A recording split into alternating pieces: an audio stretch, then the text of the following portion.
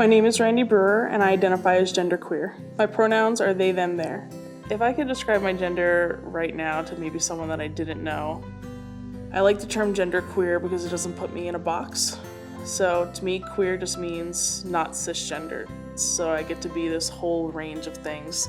So some days my gender feels more fluid, some days my gender feels more fixed, some days I feel like I have no gender, and my gender really fluctuates. So for me, genderqueer and being that just means that I have the ability to just go with the flow.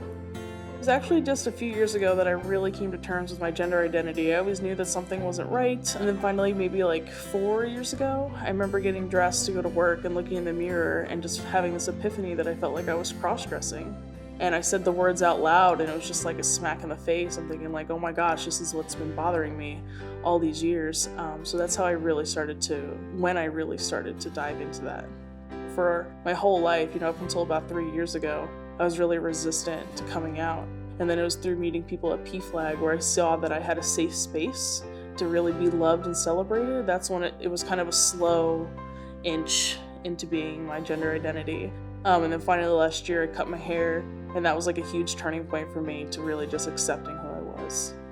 What doesn't feel comfortable about male or female to me is that I don't identify as either one specifically. I feel like I fall somewhere in the middle of the binary system or on this binary spectrum. So it's hard. I can't say I'm completely female and I can't say that I'm completely male because it just doesn't feel right. It's like when you look at the sky and you say the sky is purple, you feel that in your chest that that's a lie.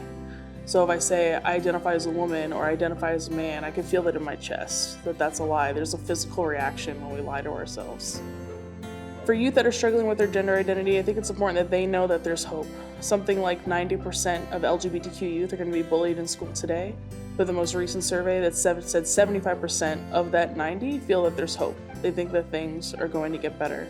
So when I meet an LGBTQ youth or any youth who's struggling, that's my first goal, is to help them see that the future is possible and the future is bright for them.